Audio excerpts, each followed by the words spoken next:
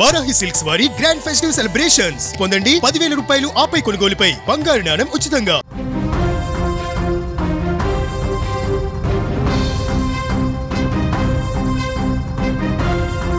అమెరికాలోని మేరీల్యాండ్ రాష్ట్రంలో హోవర్డ్ కౌంటీలో ఒక భయంకరమైనటువంటి హత్య వెలుగులోకి వచ్చింది. తన మాజీ ప్రియుడి చేతిలో నిఖిత గొడిశాల అనే యువతి కత్తిపోట్లకు గురై ప్రాణాలు కోల్పోయింది. ఈ కథలో నిందితుడు అర్జున్ శర్మ ఆడిన నాటకం పోలీసులను సైతం విస్మయానికి గురిచేసింది. జనవరి 2వ తేదీన అర్జున్ స్వయంగా పోలీసులకు ఫోన్ చేసి తన మాజీ ప్రియురాలు నిఖిత డిసెంబర్ 31 నుంచి కనిపించడం లేదని మిస్సింగ్ రిపోర్ట్ ఇచ్చాడు. ఆమెను చివరిసారిగా తన అపార్ట్మెంట్లో చూశానని నమ్మబలికాడు.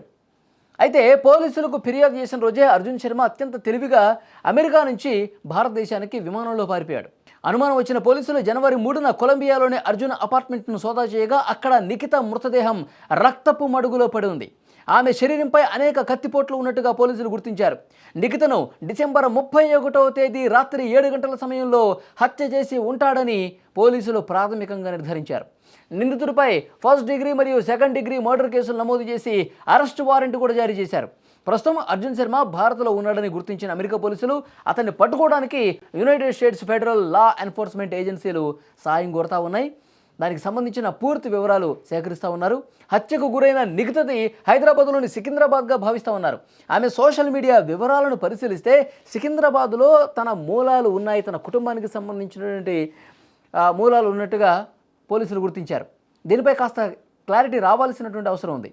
ఏదేమైనా ప్రేమించి పెళ్లి చేసుకుంటాడనుకున్నటువంటి వ్యక్తే ఇంతటి దారుణానికి ఒడిగట్టడం స్థానిక ప్రవాస భారతీయులను కూడా తీవ్ర దిగ్భ్రాంతికి గురి చేసినటువంటి పరిస్థితి. ఎంత తెలివిగా ఈ దుర్మార్గానికి పాల్పడ్డట్టు చూడండి.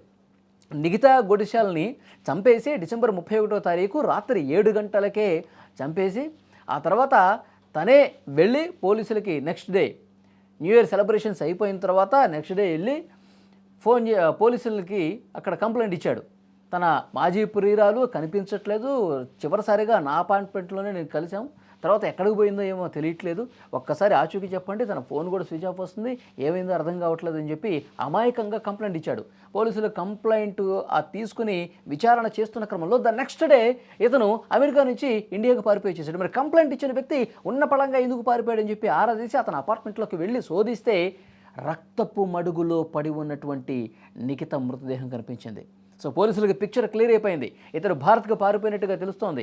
ఇక్కడ ఫెడరల్ అధికారులు ఏజెన్సీలు ఏవైతే ఉన్నాయో వాళ్ళని సంప్రదించి వాళ్ళ నుంచి వివరాలు తెలుసుకుంటూ ఉన్నారు. ఇప్పుడు ఎక్కడ ఉన్నాడు, భారత్లో ఏ రాష్ట్రానికి వెళ్ళాడు, ఎక్కడ ఉన్నాడు, ఏ సిటీలో ఉన్నాడు, ఎక్కడ తిరుగుతూ ఉన్నాడు, ఇవన్నీ కూడా ఇన్వెస్టిగేషన్లో బయటకు వచ్చే అవకాశం కనిపిస్తుంది. నిఖిత గురించి వివరాలు సేకరిస్తే నిఖితకు సంబంధించిన డీటెయిల్స్ ఇప్పుడిప్పుడే సేకరిస్తూ ఉన్నారు.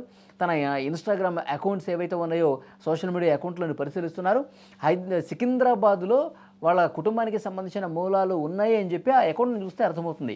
కానీ ఇక్కడ ఎవరెవరు ఉంటారు, ఇక్కడ వాళ్ళ కుటుంబ సభ్యులు ఎవరున్నారు, పేరెంట్స్ ఎక్కడ ఉంటారు, వీళ్ళకి ఇక్కడ బంధువులు ఉంటారా, తర్వాత వీళ్ళ ఫ్రెండ్స్ ఏం చెప్తున్నారు, ఇవన్నీ కూడా ఇప్పుడే వివరాలు సేకరిస్తూ ఉన్నారు. కానీ చాలా బాధాకరమైన విషయం, చంపేసి అత్యంత దారుణంగా కత్తిపోట్లు ఉన్నాయంట ఆమె శరీరం మీద. 1 కాదు 2 కాదు, దాదాపు 10-12 కత్తిపోట్లు ఉన్నట్టుగా మనకు సమాచారం వస్తుంది. చాలా దుర్మార్గంగా అత్యంత పాశవికంగా చంపేసి నాకేం సంబంధం లేదన్నట్టుగా బయటకు వచ్చేసి కంప్లైంట్ ఇచ్చి ఇండియాకు పారిపోయాడు. సో డెఫినెట్గా చాలా సీరియస్ కేసు ఇది. పోలీసులు అక్కడ చాలా సీరియస్గా ఈ కేసుని ఇన్వెస్టిగేట్ చేస్తున్నారు. అన్ని డీటెయిల్స్ తీసుకుంటారు. ఇక్కడ అధికారులు పోలీసుల సహాయం కూడా తీసుకుని వాడు ఎక్కడున్నా సరే పట్టుకుని తీరే అవకాశం అయితే కనిపిస్తుంది.